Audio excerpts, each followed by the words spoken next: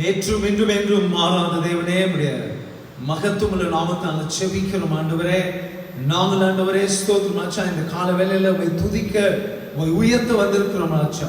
என் தேவனாகிய கர்த்தர் உம்முடைய ஆண்டவரே ஸ்தோத்திரம் பிரஸ்தாபப்படுத்த எந்த ஸ்தானத்தில் வந்து எங்களை ஆசீர்வதிப்பேன் என்று சொன்ன தேவன் ஆண்டவரே, எங்கள் நடுவுல உம்முடைய அளவற்ற பிரசன்னம் வந்து ஆண்டவரே உம்முடைய நாமத்தை நாங்கள் மகிமைப்படுத்த விரும்புகிறோம் தகப்பனே. ஆண்டவரே தேவனாகிய கர்த்தர் ஆண்டவரே ஸ்தோத்திரம் ஆச்சா, ஆண்டவரே முழு நிகழ்ச்சி ஆண்டவரே தேவன் நீர் முன்னேறுவது நீர் நடத்தும்படி ஆண்டவரே உம்முடைய பரிசுத்த ஆவியின் பிரசன்னம் ஆண்டவரே, பரிசுத்த ஆவியின் வல்லமை ஆண்டவரே எங்கள் நடுவுல வந்து ஆண்டவரே எங்களை நிரப்பும்படி நாங்கள் எங்களை ஒப்பு கொடுக்கிறோம் தகப்பனே. ஆண்டவரே இந்த ஆண்டவரே உயிர்த்த மன மகிழ்ச்சி நாள் ஆண்டவரே மேலும் மகிழ்ச்சியோடு ஆராதிக்கத்தக்கதாக என் தேவனாகிய கர்த்தர் ஆண்டவரே ஸ்தோத்திரம் ஆண்டவரே உம்முடைய சேட்டை ஆண்டவரே ஸ்தோத்திரம் ஆச்சா விரித்த ஆண்டவரே உம்முடைய சனங்களை பாதுகாக்கிறவர் பராமரிக்கிறவராக இருக்கிறபடியா ஆண்டவரே ஸ்தோத்திரம் ஆச்சா. ஆண்டவரே உமக்காக சாட்சியா வாழ ரட்சிப்பின் பாத்திரத்தை எடுத்து ஆண்டவரே மகிமைப்படுத்த உம்மை உயர்த்த வந்திருக்கிறோம் தகப்பனே. கிருபையாய் ஆசீர்வதியும் ஆண்டவரே. எல்லா மகிமையும் கனமும் துதியும் ஸ்தோத்திரமும் உமக்கே செலுத்துகிறோம். இயேசு கிறிஸ்துவின் விலையேற பெற்ற நாமத்தினால ஜெபிக்கிறேன் எங்கள் ஜீவனுள்ள நல்ல பிதாவே. ஆமென். ஹalleluya.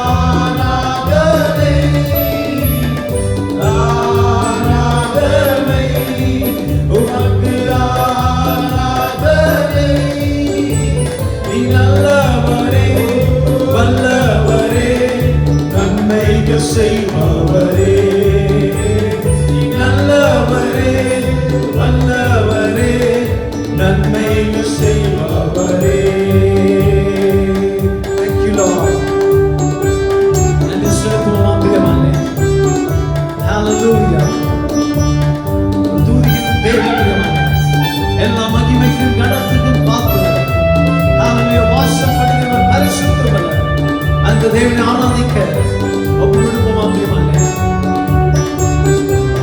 Thank you, Jesus.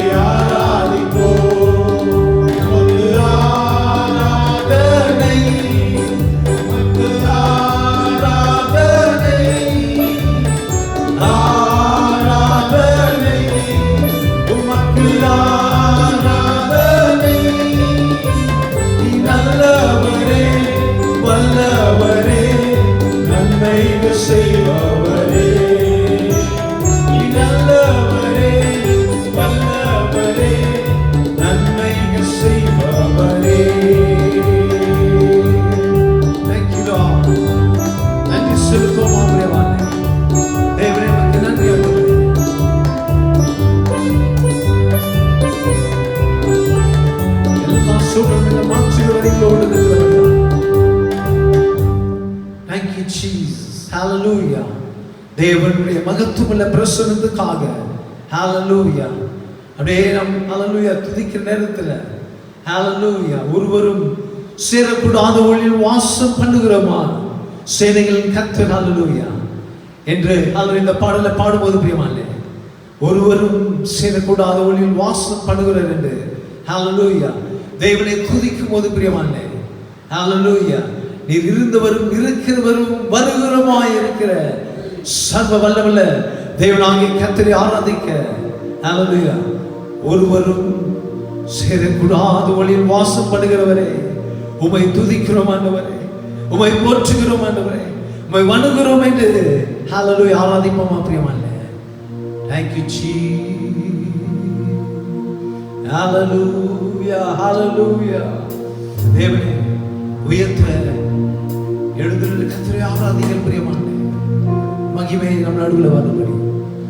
ஒருவரும் சேர கூடாத ஒளியில் வாசம் செய்பவரே,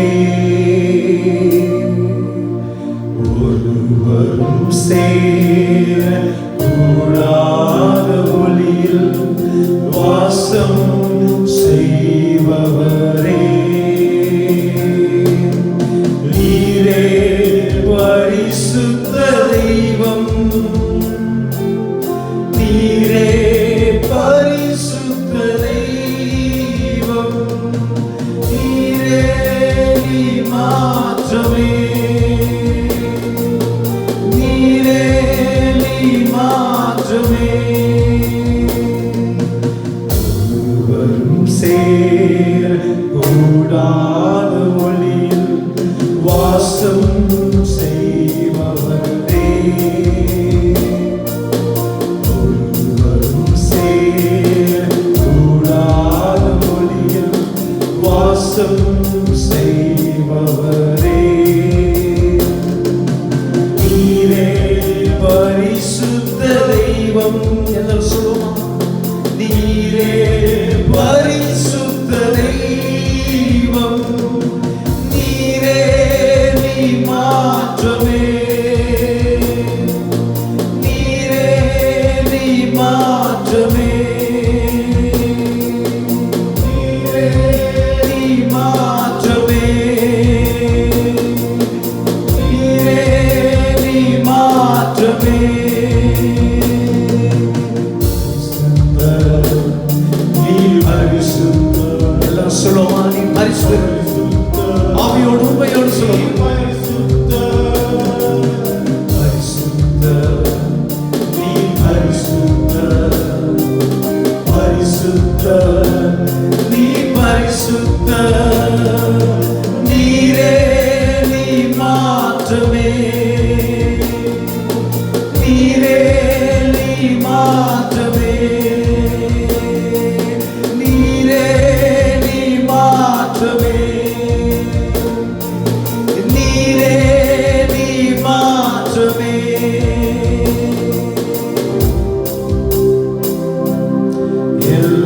எல்லாவற்றிலும் நீ மேலானவர், எல்லோரிலும் பெரியவர்,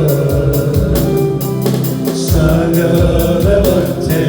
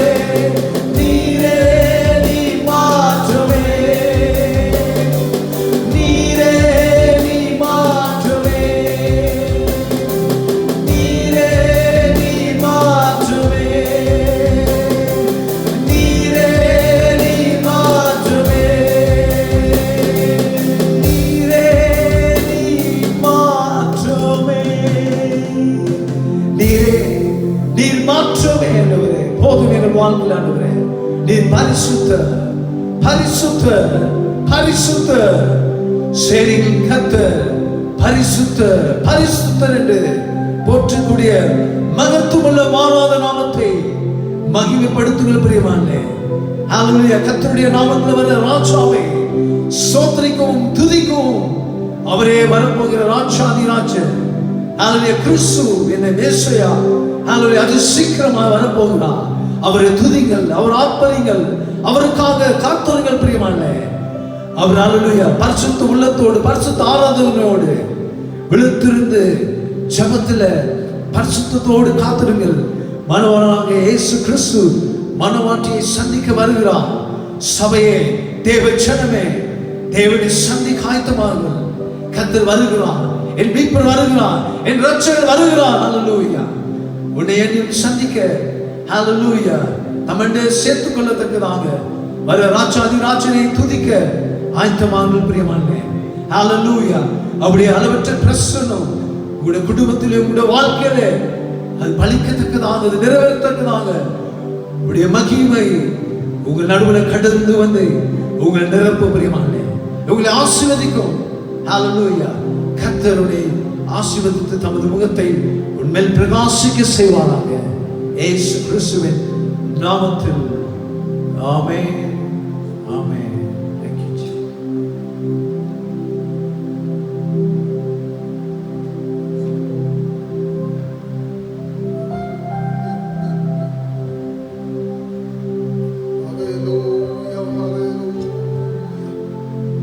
ஆட்சிமை பொருந்திய மகத்துவமுள்ள மாறாத பரிசுத்த நாமத்தை ஓய்வு நாள் தோறும் மகிழ்ப்படுத்தும் பொழுது, ஓய்வு நாளுக்கும் ஆண்டவராக இருக்கிற இயேசு கிறிஸ்து எவ்வளவு மகிழ்ச்சி அடைவார் சொல்லுங்கள் பார்க்கலாம். என் ஓய்வு நாளை அவர்களுக்கு கொடுத்தே. எஸ், ஆண்டவர் படைத்த நாளிலே பிரதானமாய் விரும்பின நாள் என்னுடைய ஓய்வு நாள். அவன் ஜெப நிலைமையோடு கூட அவன் ஒரு வேத பகுதியை வாசிக்க கேட்போம். கர்த்தருக்கு ஸ்தோத்திரம். அது எசேக்கியேல் தீர்க்கதரிசன புஸ்தகம் 20ஆம் அதிகாரத்தில் அவன் ஸ்தோத்திரம் பேசுகிறோம். ஒரு பகுதியை வாசிக்கிறேன், கவனமாக கேளுங்கள். கர்த்தர் உங்களோடு கூட இருப்பார்கள். அவன் பேசுகிறோம். அவன் அதை நான் இடவிட்டு நான் வாசிப்பேன். கர்த்தருக்கு ஸ்தோத்திரம். அவன் 20ஆம் அதிகாரம் பேசுகிறோம். 4ஆம் வசனம் முதல் 6ஆம் வசனமும் தொடர்ந்து 9ஆம் வசனம் முதல் சில வசனங்களும் வாசிக்க விரும்புகிறேன். மனுபுத்திரனே, நீ அவர்களுக்காக வழக்காடுவாயோ?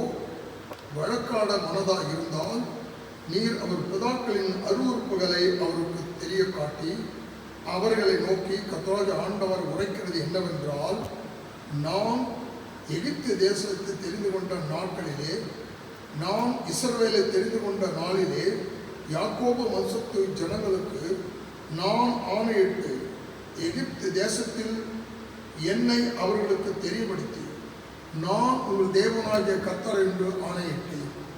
நான் அவர்களை எகிப்து தேசத்திலிருந்து அழைப்பேன் என்றும், அவர்களுக்காக நான் பார்த்து வைத்ததும் பாலும் தேனும் ஓடுகிறதும் எல்லா தேசங்களின் சிங்காரமான அவன் தேசத்திலே அவர்களை கொண்டு வந்து விடுவேன் என்றும் ஆணையிட்டு, உங்களில் அவரவர்கள் தங்கள் தங்கள் கண்களில் நோக்கின அருவருப்புகளை தள்ளிவிட்டு எகிப்தரின் சகல விதமான விக்கிரங்களால் உங்களை தீட்டுப்படுத்திக் கொள்ளாதீர்களாக. அவன் உங்கள் தேவனாகிய கர்த்தர் நான் என்று அவர்களோடு சொன்னேன். அவன் பேசலாம். தொடர்ந்து 10ஆம் வசனம். ஆகையால் நான் அவர்களை எகிப்து தேசத்திலிருந்து புறப்பட பண்ணி அவர்களை வனாந்தரத்தில் அழைத்து வந்து என் கட்டளைகளை அவர்களுக்கு கொடுத்து என் நியாயங்களை அவர்களுக்கு தெரியப்படுத்தினேன். அவைகளின்படி செய்கிற மனுஷன் அவைகளால் பிழைப்பான். நான் உங்களை பரிசுத்தம் பண்ணுகிற கர்த்தர் என்று அவர்கள் அறியும்படிக்கு எனக்கும் அவர்களுக்கும் அவன் அடையாளமாக இருப்பதற்காக என் ஓய்வு நாளையும் அவர்களுக்கு கட்டளையிட்டேன். அதனால் இஸ்ரவேல் வம்சத்தார் வனாந்தரத்தில் எனக்கு விரோதமாக ரண்டகம் பண்ணினார்கள். என் கட்டளைகளின்படி மனுஷன் செய்தால் அவைகளால் பிழைப்பான். அவர்களோ அவைகளால் நடவாமல் என் நியாயங்களை வெறுத்து என் ஓய்வு நாள் அவன் பரிசுத்தத்தை மிகவும் குலைச்சலாக்கி போட்டார்கள். ஆகையால் அவர்களை நிர்மூலமாக்கும்படி வனாந்தரத்திலே என் முக்கரகத்தை அவர்கள் மேல் ஊற்றுவேன் என்றேன். ஆகிலும் நான் அவர்களை புறப்பட பண்ணினதை கொண்டு கண்ட பிரஜாதிகளுடைய கண்களுக்கு முன்பாக என் நாமம் பரிசுத்த குலைச்சலாக்காதபடி என் நாமத்தின் நிமித்தம் கிருபை செய்தேன். ஆனாலும் அவருடைய இருதயம் அவருடைய நரகலான விக்கிரகங்களை பின்பற்றி அவர்கள் என் நியாயங்களை வெறுத்து என் கட்டளைகளில் நடவாமலும் என் ஓய்வு நாளை பரிசுத்த குலைச்சலாக்கினபடியால் நான் அவன்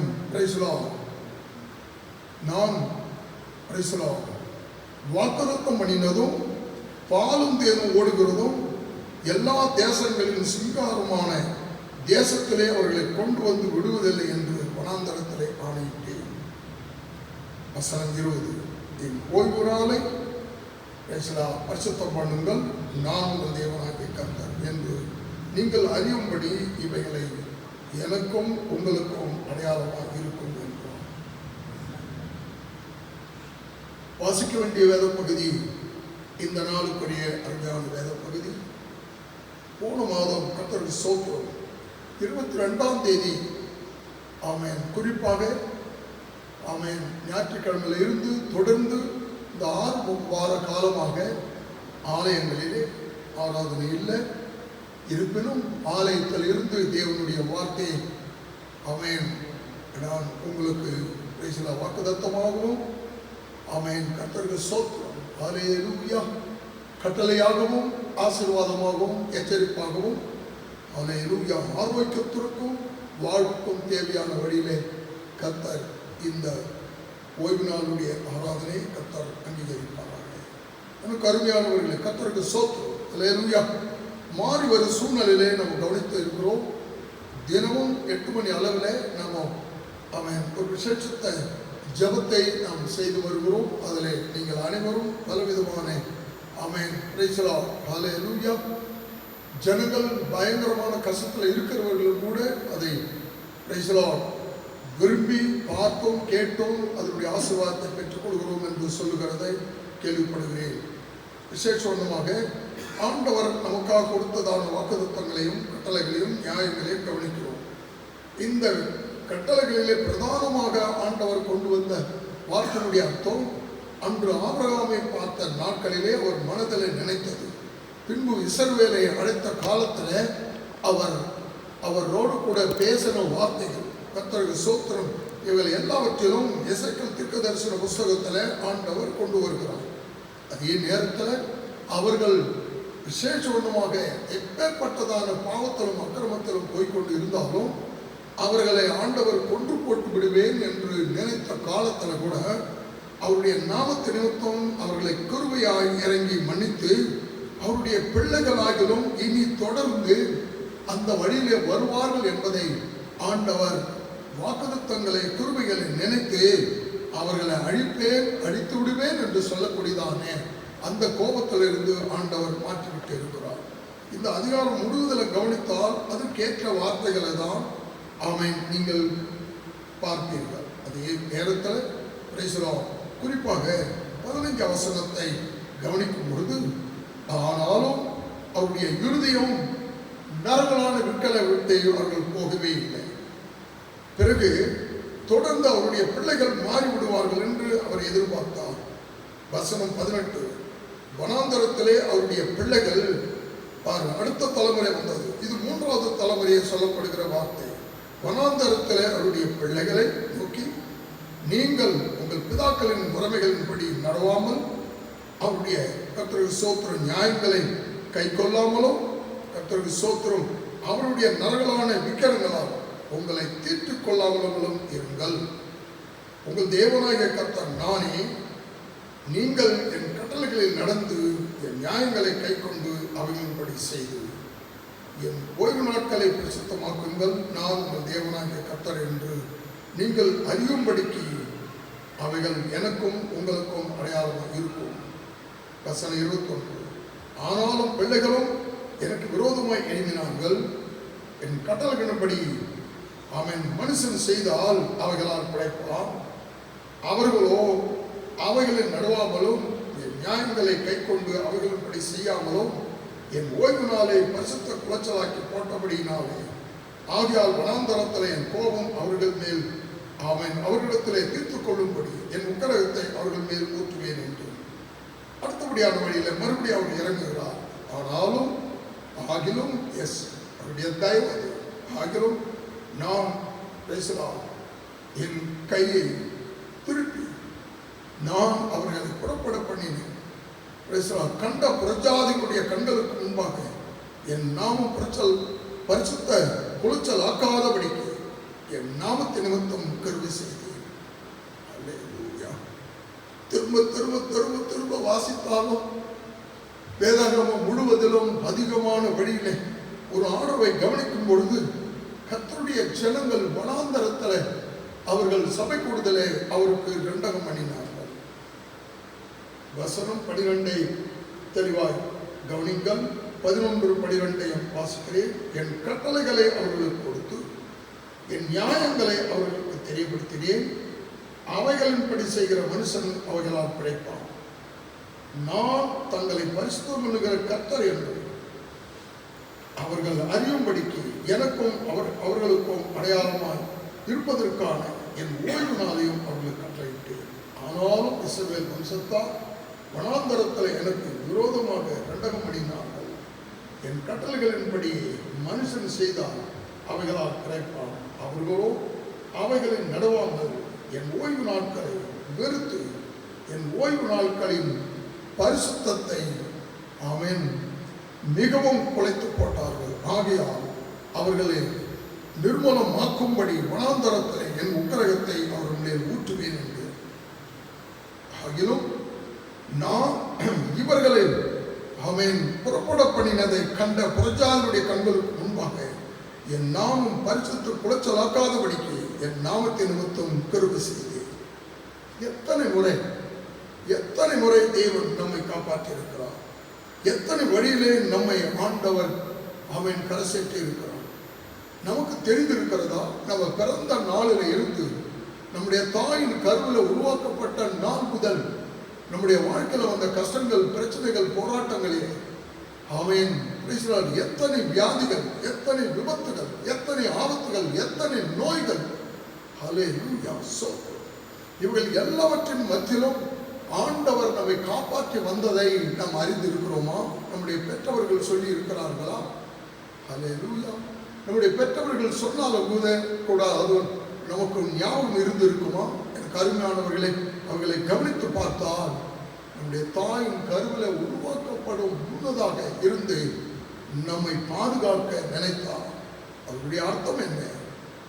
அந்த நோக்கம்தான் என்ன? கர்த்தருக்கு ஸ்தோத்திரம். அல்லேலூயா. நம் தாயின் கருவில் இருக்கும் பொழுதே அறிந்தவரை நாம் எப்படி அறிந்து கொள்ளலாம்? சங்கீத புஸ்தகம் 72ஆம் சங்கீதம் 10ஆம் வசனமும் 11ஆம் வசனத்தையும் சேர்த்து வாசித்தால் கற்பத்தில் இருந்து வெளிப்பட்ட பொழுதே உமது சார்பிலே விழுந்தேன். நான் என் தாயின் வயிற்றில் இருந்தது முதல் நீர் என் தேவனாய் இருக்கிறீர். என்னை விட்டு தூர போகாதையும் ஆபத்து கட்டி இருக்கிறது, சகாயரும் இல்லை. ஆண்டவருக்கு மகிமை. அநேக காலைகள் என்னை சூழ்ந்து இருக்கிறது. பாசானின் எழுதுக்கள், பலத்த எழுதுக்கள் என்னை வளைந்து கொண்டது. பீறி கெற்றித்திருக்கிற சிங்கத்தை போல என் மேல் தங்கள் வாயை திறக்கிறார்கள். இப்படி எல்லாம் வரப்போகிற கஷ்டங்களிலே வாசிக்கப்படுகிற வார்த்தை.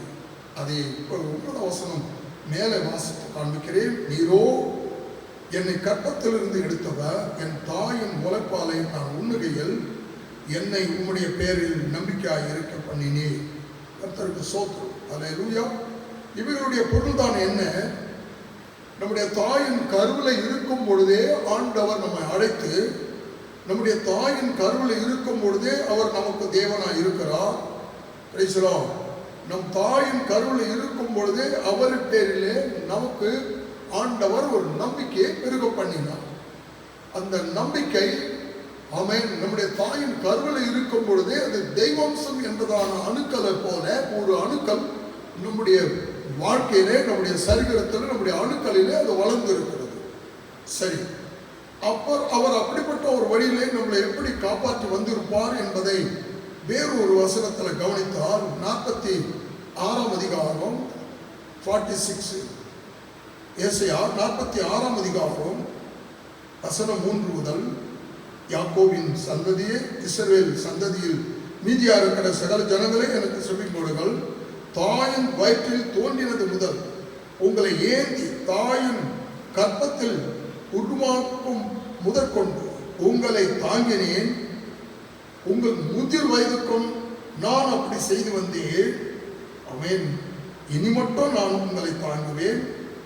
நான் அப்படி செய்து வந்தேன். இனிமேலும் நான் ஏந்துவேன், நான் சுமப்பேன், நான் தப்புவிப்பேன். இப்படி இருக்கிறபடியால் யாருக்கு என்னை சாயலும் சமமாக்கி யாருக்கு நான் ஒப்பாகும்படி என்னை ஒப்பு கொடுப்பீர்கள்? ஆமென். Praise the Lord. இப்பொழுது தெய்வத்தை நீங்கள் எந்த இடத்துல கொண்டு போய் வைப்பீர்கள்? நம்முடைய தாயின் கருவில் உருவாக்கப்பட்ட நாள் முதல் நம்ம ஏந்தி சுமந்து தப்பித்து முதிர் வயது வரைக்கும் ஆண்டவர் அப்படி செய்து வந்தார். ஆனாலும் இனியும் கூட நான் ஏந்துவேன், நான் சுமப்பேன், நான் தப்புவிப்பேன். ஆண்டவருக்கு மகிமை. சரி, அவருடைய நாட்களை அவர் சொல்லுகிற வார்த்தையை நாம் கவனித்தால் ஆண்டவர் அவர்களுக்கு என்ன விதமான ஆசீர்வாதத்தை கொடுக்கிறார் என்பதை அவன் 58ஆம் அதிகாரம் ஏசாயா வழியிலே பேசுகிறார். ஐசாயா 58 13 வசனம் 14 வசனம். என் பரிசுத்த நாளாகிய ஓய்வு நாளிலே உனக்கு இஷ்டமானதை செய்யாதபடி உன் காலை விலக்கி அவன் உன் வழிகள் நடவாமலோ உனக்கு இஷ்டமானதை செய்யாமலோ அவன் உன் சொந்த பேச்சை பேசாமலும் இருந்து அவன் ஓய்வு நாளை மனமகிழ்ச்சி நாள் என்றும் கர்த்தருடைய பரிசுத்த நாளை மகிமையுள்ள நாள் என்றும் சொல்லி அதை மகிமையாக எண்ணுவாயானால் அப்பொழுது கர்த்தரில் மனமகிழ்ச்சியாக இருப்பாய். பூமியில் உயர்ந்த இடங்களில் உன்னை ஏறி இருக்கும்படி பண்ணி உன் தகப்பனாகிய யாக்கோபுடைய சுதந்திரத்தால் உன்னை போஷிப்பேன். கர்த்தருடைய வாய் இதை சொல்லிட்டு. ஆண்டவருக்கு மகிமை. கர்த்தர் பேசின வார்த்தை அவருடைய வாய் சொல்லிட்டு. இந்த வேதாகத்துடைய வசனத்தை எல்லாவற்றையும் கவனிக்கும் பொழுது இவைகளை பிரதானமான வழியிலே ஆண்டவர் எடுத்து காண்பிக்கிறார். ஆண்டவருக்கு மகிமை. அப்படி என்றால் என்ன? Price the Lord. 56ஆம் அதிகாரம் 6ஆம் வசனத்தை கூட நான் வாசிக்க போகிறேன். அது என்ன? நான் என் பரிசுத்த பர்வதத்தில் கொண்டு வந்து என் ஜெப வீட்டிலே அவர்களை மகிழ பண்ணுவேன். அவருடைய சர்வாங்க தகன பலிகளும் அவருடைய பலிகளும் என் பலிபீடத்தின் மேல் அங்கீகரிக்கப்பட்டிருக்கும். என்னுடைய வீடு சகல ஜனங்களுக்கும் ஜெப வீடு எனப்படும். இஸ்ரவேலில் தள்ளுண்டவர்களை சேர்க்கிற கர்த்தராகிய ஆண்டவர் அவர்களிடத்தில் சேர்க்கப்பட்டவர்களை அல்லாமல் இன்னும் அவனிடத்தில் சேர்ப்பேன் என்று கர்த்தர் சொல்லுகிறார். இவைகளுடைய அர்த்தம் என்ன? வசனம் 4. என் ஓய்வு நாட்களை ஆசரித்து எனக்கு இஷ்டமானதை தெரிந்து கொண்டு என் உடன்படிக்கையை பெற்றுக் கொண்டு இருக்கிற அன்னர்களை குறித்து கர்த்தர் சொல்லுகிறார். அப்படி என்றால் அந்த ஓய்வு நாளை பரிசுத்த நாளாக அனுசரிக்கிறதான ஒரு கூட்டத்தை ஆண்டவர் ஆசீர்வதிக்கிறார். கர்த்தருக்கு ஸ்தோத்திரம். அந்த பரிசுத்த நாளிலே தனக்கு இஷ்டமான வழியிலே போகிறது. ஆண்டவருடைய வசனத்தை கேளாதபடி இருதயத்தை கடினப்படுத்திக் கொள்வது மிகுந்த கஷ்டமான ஒரு சூழ்நிலை. ஆண்டவருக்கு மகிமை. அக்காலங்களிலே ஆண்டவருடைய ஆலயத்துக்கு வருவதற்கு அவன் ஜாதிகள் ஜனங்கள் பயங்கரமான வழியிலே தடைகளை போட்டுக் கொண்டிருந்தார்கள். ஆண்டவருக்கு ஸ்தோத்திரம். அவரை துதிக்க முடியவில்லை. அதை யோவான் சுவிசேஷத்தில் வாசிக்க போகிறேன். அப்பொழுது அது எப்படி இருந்தது? கர்த்தருக்கு ஸ்தோத்திரம். ஆமென். வசனம் 19 20ஆம் அதிகாரம். ஜான் 20th chapter வசனம் 19. வாரத்தின் முதல் நாளாகிய அன்றைய தினம் சாயங்கால வேளையிலே சீஷர்கள் கூடியிருந்த இடங்களில் யூதருக்கு பயந்ததனாலே கதவுகள் பூட்டி இருக்கையில் இயேசு வந்து நடுவே நின்று உங்களுக்கு சமாதானம் என்று சொன்னார். யூதர்கள் இயேசு கிறிஸ்துவை ஏற்றுக்கொண்டவர்களை ஆராதிப்பதற்கு தடையாக இருந்தார்கள். அக்காலங்களிலே இயேசுவை யாராக அறிக்கை செய்தால் அவர்களை சபையில் இருந்து புறம்பாக்கி கொண்டு இருந்தார்கள்.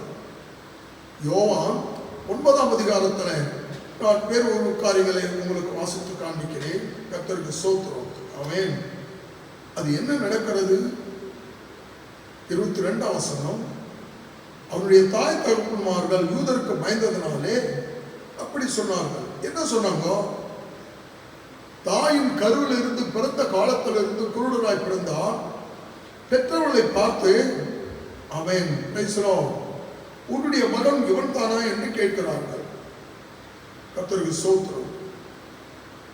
வசனம் 18 இருந்து அது சொல்லுகிறது. அவன் குருடனாய் பிறந்தது. ஆமென். Praise the Lord.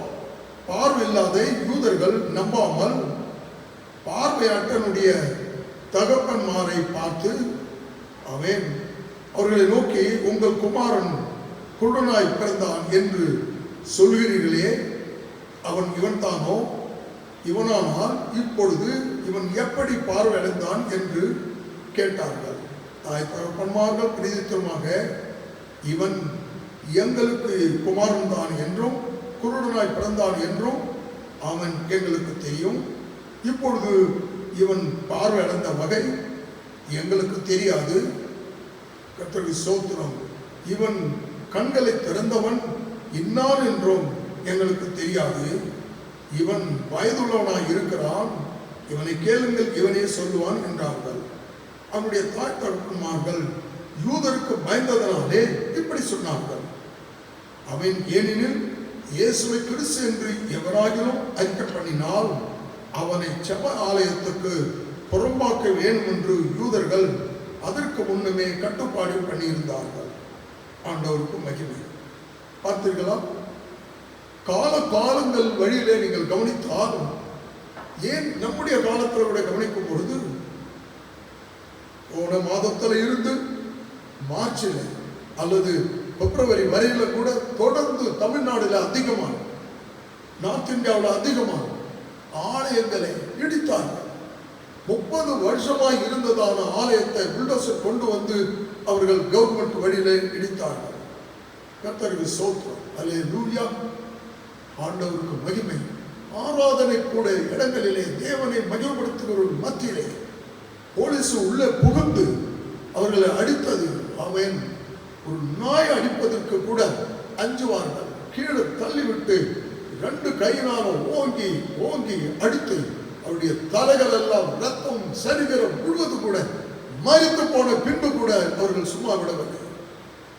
ஆண்டவருக்கு மகிமை. காலமாக ஆலயம் சுட்டரிக்கப்பட்டது. ஆலயங்களிலே ஜனங்கள் வரவில்லை. பயந்து கொண்டு நடுங்கிக் கொண்டு வித்தியாசமான வழியிலே ஆராதித்தார்கள். இந்நாட்களிலே அவன் கிறிஸ்தவ நாடு என்று சொல்லுகிறதான நாடுகளிலும் கூட ஆலயம் காலியாக இருந்தது என்றும், குறிப்பாக இந்த கொரோனாவில் பாதிக்கப்பட்ட தேசங்கள் கவனித்து பார்த்தால் எல்லா தேசங்களிலும் அவருடைய பெயரில் சபை இருப்பது ரொம்ப குறைவு. மனிதர்களுடைய பெயரிலே இருக்கிறது ரொம்ப அதிகம். பிரம்மாண்டமான சபை. நம்முடைய ஆலயம் எவ்வளவு பிரம்மாண்டமாக இருக்கிறதோ இதை பார்க்கலும் அவர்கள் 150 வருஷம் 120 வருஷத்தினுடைய பிரம்மாண்டமான ஆலயங்கள். அப்படிப்பட்ட ஒரு ஆலயங்களிலே தேவனை ஆராதனை செய்ய அவர்கள் வரவில்லை. அந்த இடங்கள் எல்லாம் காலியாக இருந்தபடினாலே சுகபோகத்தில் அவர்கள் போனார்கள். அவன் அறகுறையான வஸ்திரங்கள், அறகுறையான அவன் அரை நிர்வாணத்தோடு கூட ஆண்களும் பெண்களும் நடந்தார்கள். ஒரு சுத்திகரிப்பு இல்லை, பரிசுத்தம் இல்லை, உண்மை இல்லை. ஆண்டவர் ஜனங்கள் மேல் கோபப்பட்டாரோ தெரியாது. எனக்கு அருமையான இந்த நாட்களிலே ஆண்டவருடைய ஆலயத்தில் இருந்து, கர்த்தருடைய ஆலயத்திலிருந்து உங்களை வாழ்த்துகிறேன், ஆசீர்வதிக்கிறேன் என்று சொல்லுகிறார்.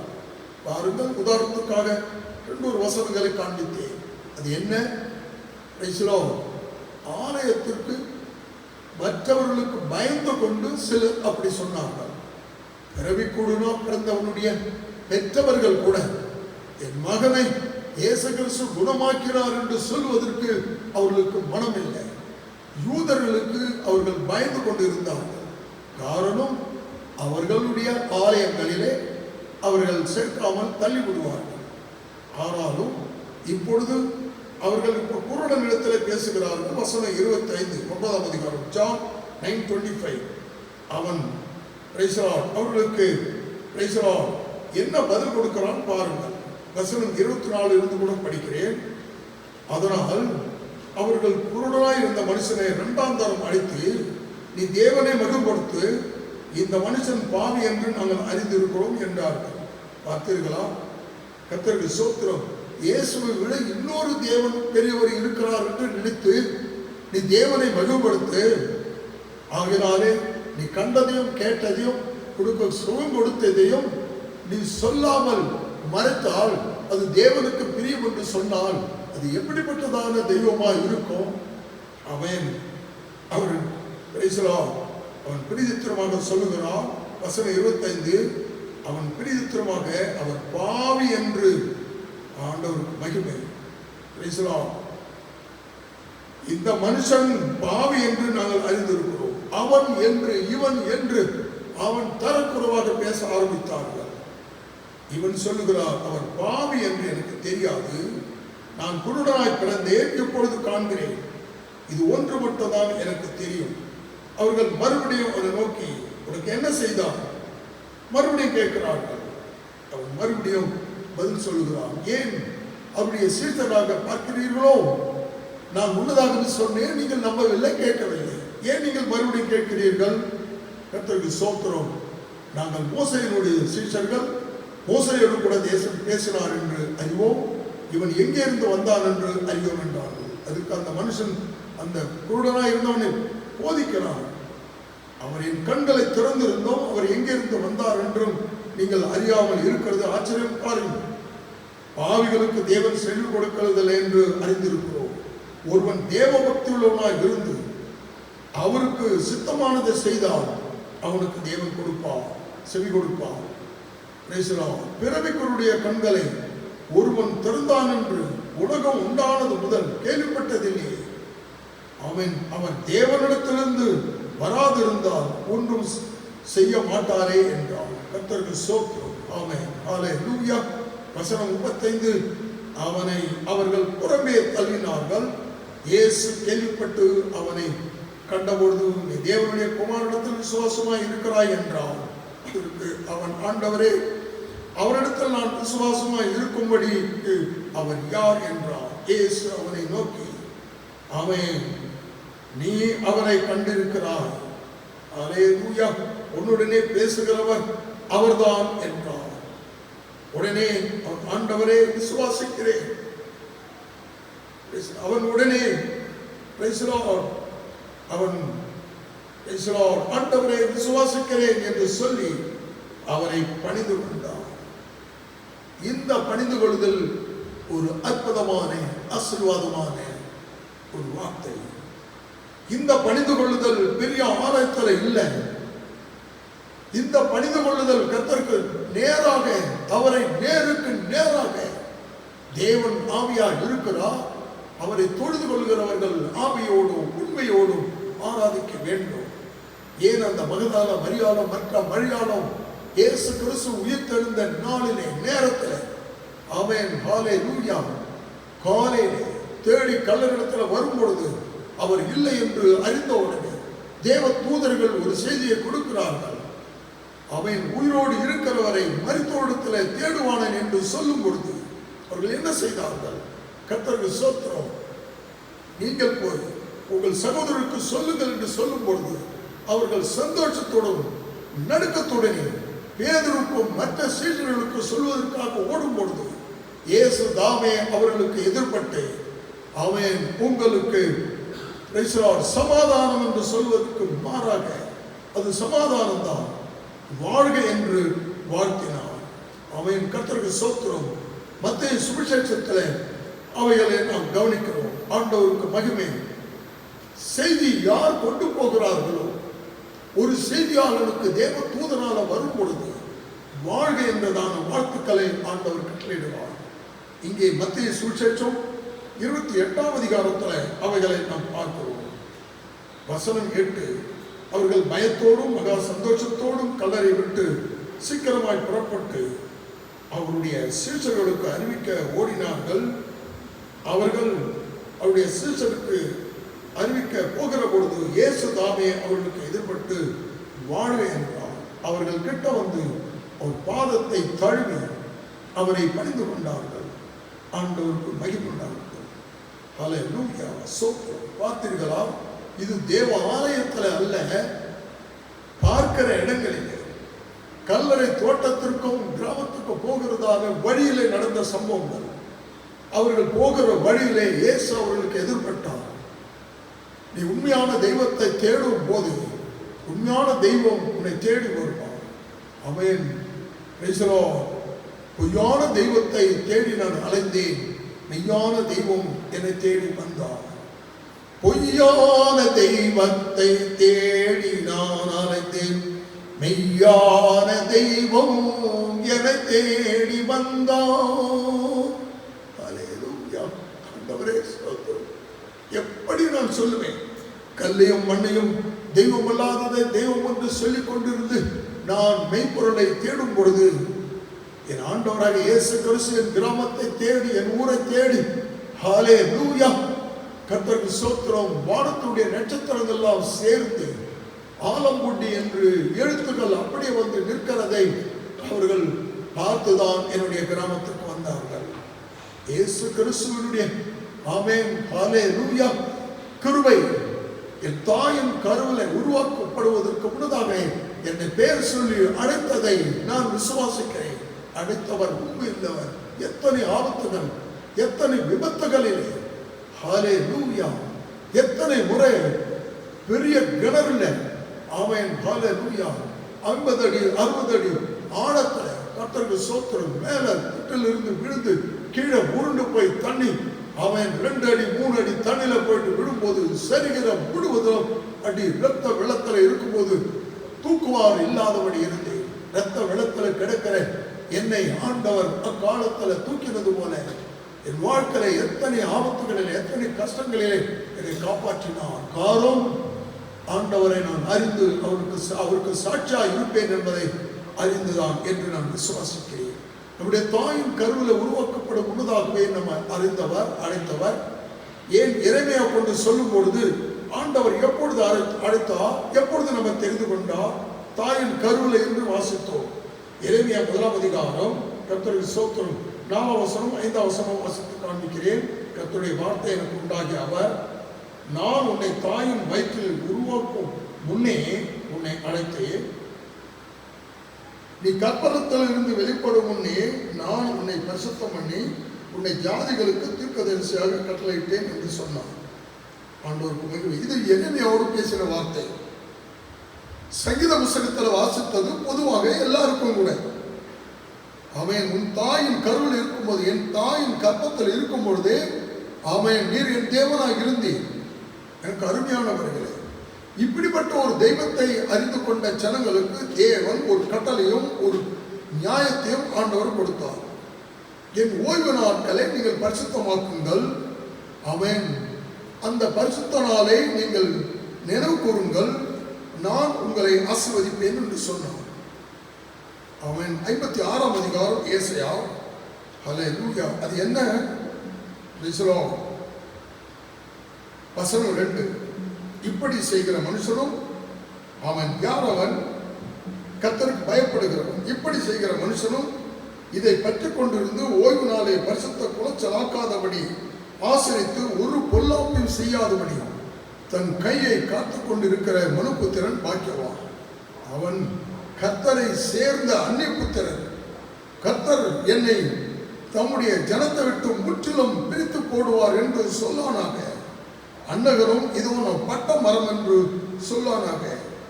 என் ஓய்வு நாட்களை ஆசீர்வதித்து எனக்கு இஷ்டமானவர்களை தெரிந்து கொண்டு என் உடன்படிக்கையை பெற்றுக் கொண்டிருக்கிற அன்னகர்களை குறித்து கர்த்தர் சொல்லுகிறார்.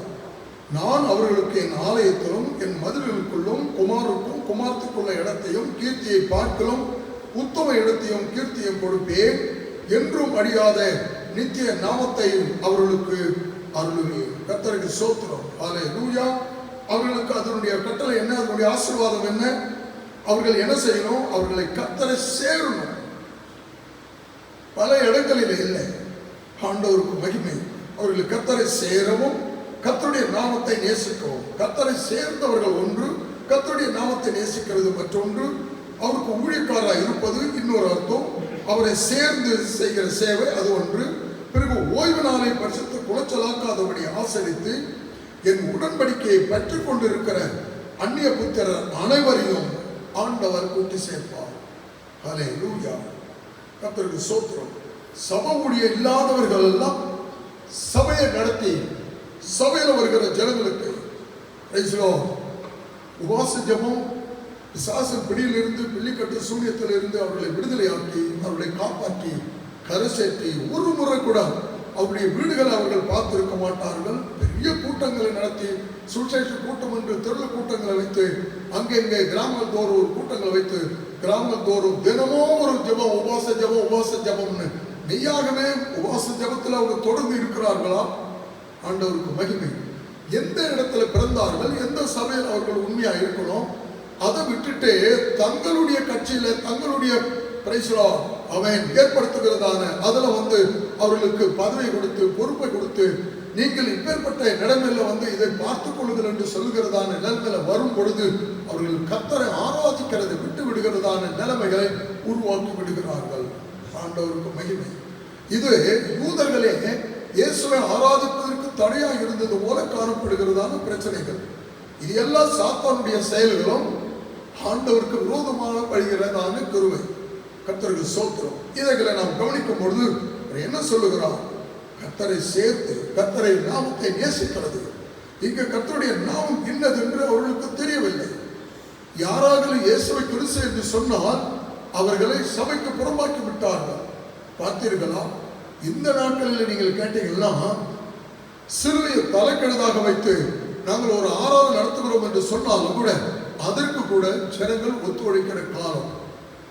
எது உண்மை, எது பொய், எது சத்தியம், எது சத்தியம் இல்லை இன்னும் தெரியவில்லை.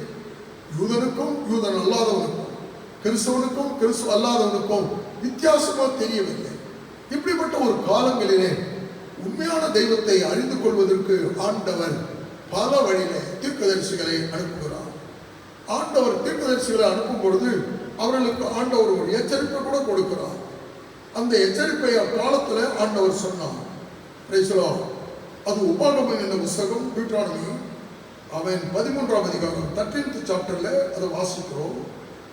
உங்களுக்குள்ளே ஒரு தீர்க்கதரிசியாகவும் சொப்பனக்காரர்களாகவும் எழும்பி நீங்கள் அறியாத வேற தேவர்களை பின்பற்றி அவர்களை சேவிப்போம் வாருங்கள் என்று சொல்லி உங்களுக்கு ஒரு அடையாளத்தையும் அற்புதத்தையும் காண்பிப்பேன் என்று குறிப்பாய் சொன்னாலும் அவன் சொன்ன அடையாளமும் அப்புறம் அற்புதங்களும் நடந்தாலும் அந்த தீர்க்கதரிசியானாலும் அந்த சொப்பனக்காரனை ஆனாலும் நீங்கள் நம்பாதீர்கள்.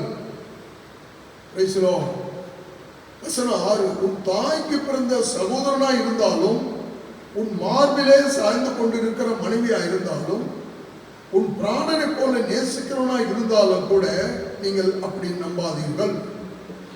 ஏன் என்று கேட்டால் கர்த்தருக்கு ஸ்தோத்திரம். அல்லேலூயா. வசனம் 4 சொல்கிறது, நீங்கள் உங்கள் தேவனாகிய கர்த்தரை பின்பற்றி அவருக்கு பயந்து அவர் கட்டளின்படி கை கொண்டு அவர் சத்தத்துக்கு கேட்டு அவர்களை சேவித்து அவைகளை பற்றிக் கொண்டு இருப்பீர்களாக. நீங்கள் உண்மையாய் இருக்கிறீர்களோ இல்லையோ என்பதை சோதிப்பதற்காக ஆண்டவர் இப்படி சொல்வார், இப்படி செய்திருக்கிறார். கர்த்தருக்கு ஸ்தோத்திரம். அவர்களுடைய அடையாளம் தான் என்ன? கர்த்தராக இயேசு கிறிஸ்துவை நேசிக்கிறவர்கள் ஆண்டவருக்கு பயந்து அவருடைய வழியில் நடக்கும் பொழுது கர்த்தர் அவர்களுக்காக வைத்திருக்கிற திட்டமும் தீர்மானமும் அருமையான வழியிலே காணப்படும். எனக்கு பிரியமானவர்களே, இந்த நாட்களிலே தேவனுடைய வார்த்தையை நாம் கவனிக்கும் பொழுது ஆண்டவர் நம்மை ஆசீர்வதிக்க விரும்புகிறார். அந்த ஆசீர்வாதம் அவருடைய வார்த்தையை நாம் உள்ளபடி கேட்டு அவருடைய வசனத்துக்கு நாம் செவி கொடுக்கும் பொழுது அவர் நம்மை வாளாக்காமல் தலையாக்குவார், கீழாக்காமல் மேலாக்குவார். இந்த நாட்களிலே ஒவ்வொரு நாளிலும் நாம் வாசித்து வருகிறதானே வேதத்திலும் சொல்லப்படுகிறதான ஒவ்வொரு வேத புஸ்தகத்திலிருந்து வசனங்களை அவன் 8 மணி பிரேயர்ல கவனித்தால் இந்த கொரோனாவில் இருந்து நாம் எப்படி பாதுகாக்கப்பட வேண்டும் என்பதை குறித்து அநேக ஆலோசனைகளை ஆண்டவர் நமக்கு கற்றுக் கொடுக்கிறதை நம்ம பார்த்திருக்கிறோம். குறிப்பாக உபாகமத்தில் 7ஆம் அதிகாரத்தில் ஒரு வார்த்தையை கூட நான் இங்கே வாசித்து அவன் உங்களுக்காக நான் செபிக்க போகிறேன். உபாகமம் 7ஆம் அதிகாரத்தில் ஆண்டவர் என்ன சொல்லுகிறார்? ஜனங்கள் அவன் யாருக்காக இந்த வியாதிகள் எதுக்காக என்று கேட்டால் ஆண்டவருக்கு மகிமை.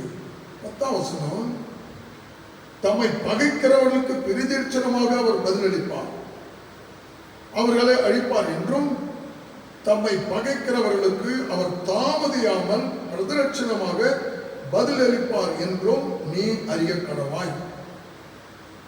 ஆண்டவரை பகைக்க கூடாது, ஆண்டவருடைய நாமத்தை தூஷிக்க கூடாது. இயேசு கிறிஸ்துவையும் அவருடைய சபையும் அவருடைய ஜனங்களையும் எவ்வளவு பயங்கரமான வழியில தூஷித்தார்கள் தெரியுமா? 5ஆம் அதிகாரம் 9ஆம் வசனம் உபாகம புஸ்தகத்திலே வாசிக்கிறேன். கர்த்தருக்கு ஸ்தோத்திரம். நீ அவைகளை நமஸ்காரியாமலும் சேவிக்கவும் வேண்டாம். தேவனாகிய கர்த்தராய் இருக்கிற நான் எரிச்சல் உள்ள தேவனாய் இருந்து என்னை பகைக்கிறவர்களை குறித்து பிதாக்களுடைய அக்கிரமத்தை பிள்ளைகளிடத்திலும் 3ஆம் 4ஆம் தலைவர் மட்டும் விசாரிக்கிறவர்களாய் இருப்பேன். என்னிடத்தில் அன்பு கூர்ந்து என் கட்டளை கை கொள்கிறவர்களுக்கோ 1000 தலைமட்டம் மட்டும் அவன் இரக்கம் செய்கிறவர்களாய் இருப்பேன். இதனுடைய அர்த்தம் ஆண்டவரை நிந்திக்க கூடாது, தூஷிக்க கூடாது, விரோதமான வழியிலே கொண்டு வரக்கூடாது. அவன் உபாகமம் 32ஆம் அதிகாரம் அவன் 35ஆம் வசனத்தில் ஒரு வசனத்தை நான் படிக்க போகிறேன். அது என்ன சொல்லுகிறது? 32ஆம் அதிகாரம் 35ஆம் வசனம் தொடங்கி, அவன் பழி வாங்கவும் பதிலளிக்கும் எனக்கு அவன் உரியது. ஏற்ற காலத்திலே அவர்களுடைய கால் தள்ளாடும், அவருடைய ஆபத்து நாள் சமைத்து இருக்கிறது, அவர்களுக்கு நேரிடும் காரியங்கள் தீவிரித்து வரும். அவன் கர்த்தர் தம்முடைய ஜனங்களை நியாயம் தீர்த்து அவர்கள் பலன் போயிற்று என்றும் அடைவார்கள். அவன் ஆண்டவர் அவர்களை பாதுகாக்க விரும்புகிறார். ஆண்டவருடைய வசனம் தாமதியாமல் சொன்ன வண்ணமாகவே ஆண்டவர் செய்வார். கர்த்தரை தூஷித்தார்கள். கர்த்தருடைய ஆலயத்தில் இருக்கிற சிலுவைகளை அவன் நறுக்கி போட்டு அதன் மேலே வேறு ஒரு அடையாளத்தை வைத்தார்கள். ஆலயத்தில் இருக்கிறதான தேவனை ஆராதிக்கிற இடத்துல, பரிசுத்தமான இடத்துல அவர்கள் அசுத்தப்படுத்தி கலகப்படுத்தினார்கள். கர்த்தருடைய கோபம் அவர்கள் இடத்துல உண்டது. அவர்களுடைய அவன் அக்கிரமங்களை கர்த்தர் பார்த்தார். ஏன் உடனே செய்யவில்லை என்பதற்காக அவருடைய இருதயம் துணிகரம் கொண்டு இருந்தது. ஆண்டவர் 8ஆம் அதிகாரம் பிரசங்கின் புஸ்தகம் அதுதான் சொல்லுகிறது. ஆண்டவருக்கு மகிமை. 8ஆம் அதிகாரம் 11ஆம் வசனம், துன்மார்க்கனுக்கு அவன் அவனுக்கு ஏற்ற தண்டனை உடனே கிடைக்காமல் போனது நிமித்தம் ஜனங்கள் பயப்படாமல் போய் கொண்டு இருக்கிறார்கள். 8ஆம் அதிகாரம் 11ஆம் வசனம் வாசிக்கிறேன். துன்மார்க்கனுக்கு தக்கதாக தண்டனை சீக்கிரமாய் அவன் நடவாதபடியினால் மனுஷனுடைய இருதயம் பொல்லாப்பு செய்ய அவர்களுக்குள்ளே துணியற கொண்டிருக்கிறது.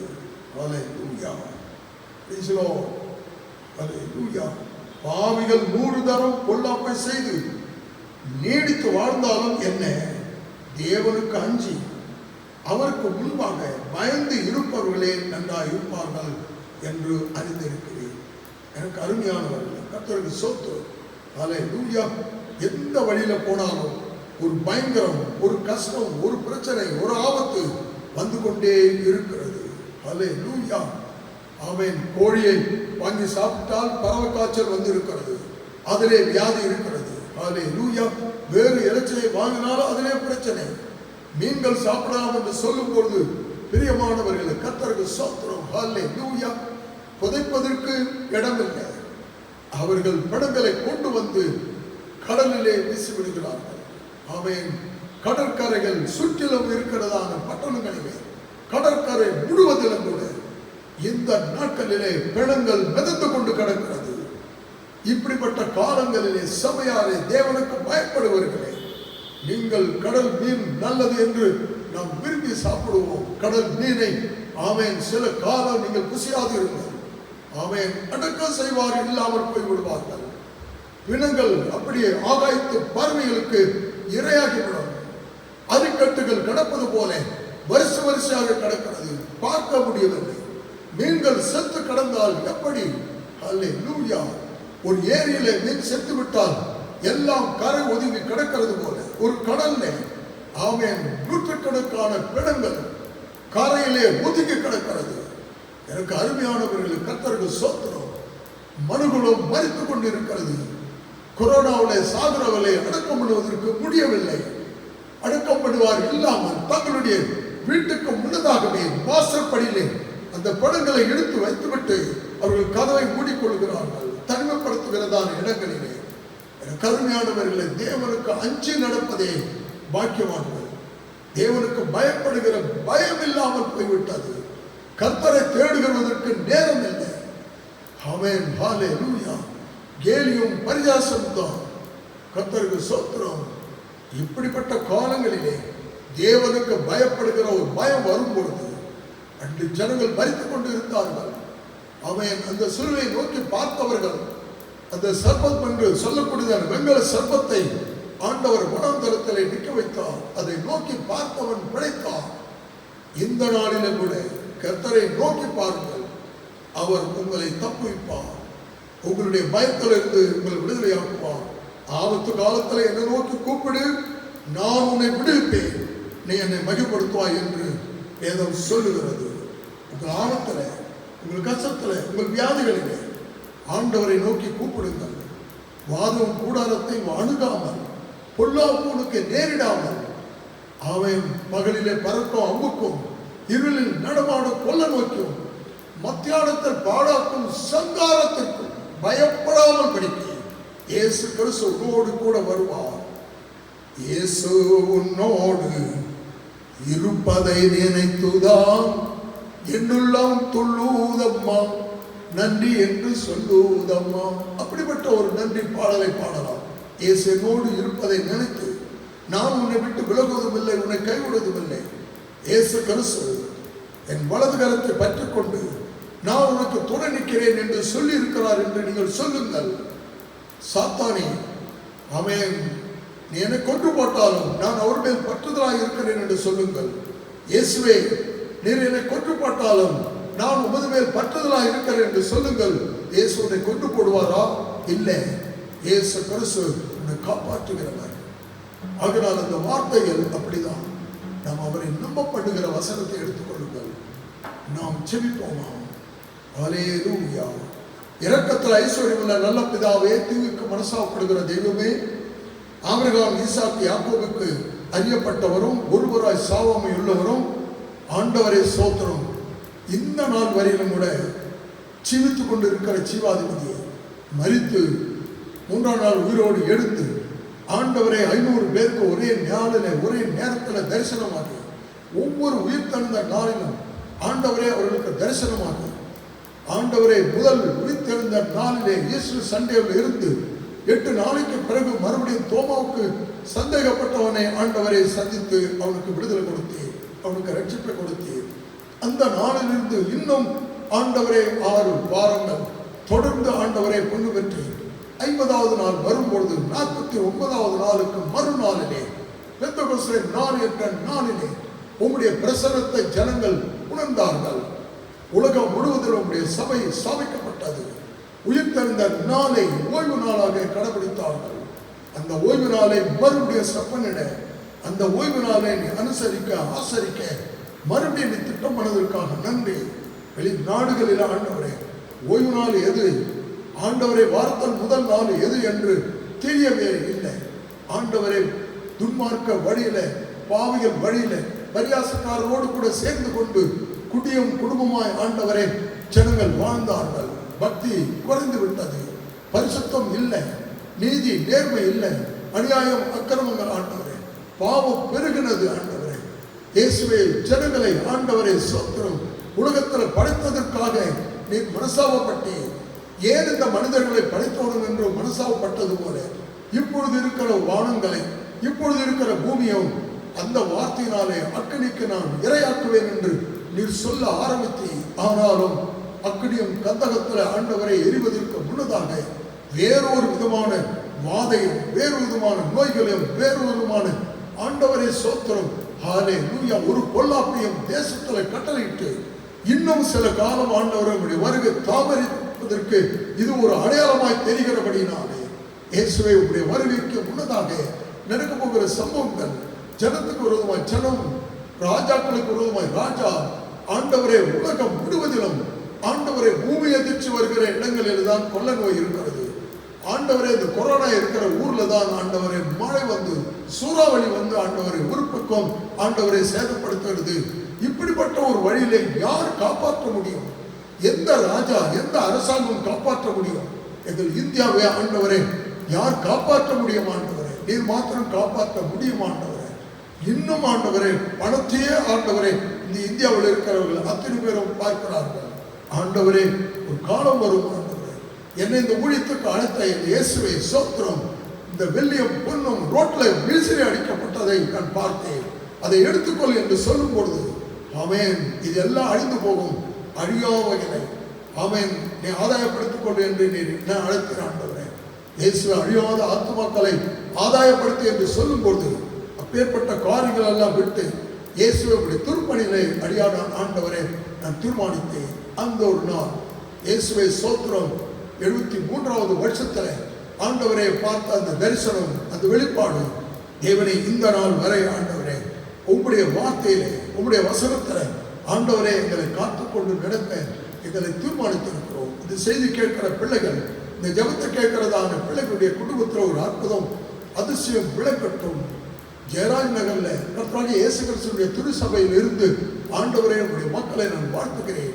எங்கள் கர்நாடகாவை ஆண்டவரே காப்பாற்றணும், ஆண்டவரை இந்தியாவை காப்பாற்றணும், உலகம் முழுவதில் இருக்கிறதான எல்லா ஜனங்களை காப்பாற்ற வேண்டும். இயேசுவை இந்த கொரோனாவுடைய ஆண்டவரை சோத்திரம், இந்த குளிர செயல் ஆண்டவரை சோத்திரம் குறைவுபடுகிறதை நாங்கள் எங்கள் கண்ணால பார்க்கிறோம், எங்கள் காதலால நாங்கள் கேட்கிறோம். இயேசுவை பேப்பர்ல கர்த்தாவை சோத்திரம் இந்த பர்சன்டேஜை நாங்கள் பார்த்து சந்தோஷப்படணும். ஆண்டவரே இது எவ்வளவு காலமாகும், எவ்வளவு நாட்களாக ஆண்டவரே இது நீடிக்கப்படுமோ தெரியாது என்று அனைவரும் பயப்படுகிற காலங்களிலே இயேசுவை உங்களுடைய நாமத்துக்கு நேராக நாங்கள் நன்றி செலுத்துகிறோம். கிருபை மாத்திரம் உங்களுடைய ஜனத்தோடு கூட இருப்பதாக எல்லா மகிமையும் கனமும் உங்கள் ஒருவருக்கு செலுத்துகிறோம். எங்கள் ஆண்டவராக இயேசு கிறிஸ்து மகா பரிசுத்தமுள்ள நாமத்தில் அப்படியாகட்டும். ஆமென். Praise the Lord. கர்த்தர் உங்களை ஆசீர்வதிப்பாராக. கர்த்தருக்கு ஸ்தோத்திரம். ஒவ்வொரு நாட்களிலும் 8 மணி கூட நம்ம பிரேயர்ல நீங்கள் வாருங்கள். குறிப்பாக சிஎல்ஜேசி அப்போஸ்தலர் சர்ச் என்றதான அந்த ஸ்ட்ரீம்ல நீங்கள் பங்கு பெறுங்கள். ஆண்டவருக்கு மகிமை. கர்த்தருக்கு ஸ்தோத்திரம். இன்று மாலை, அதாவது ஞாயிற்றுக்கிழமை இன்று மாலையில் கூட அவன் ஒரு செய்தியை கூட 6 மணியிலிருந்து ஒரு செய்தியை நீங்கள் கேட்பீர்கள். கர்த்தர் உங்களோடு இருப்பாராக.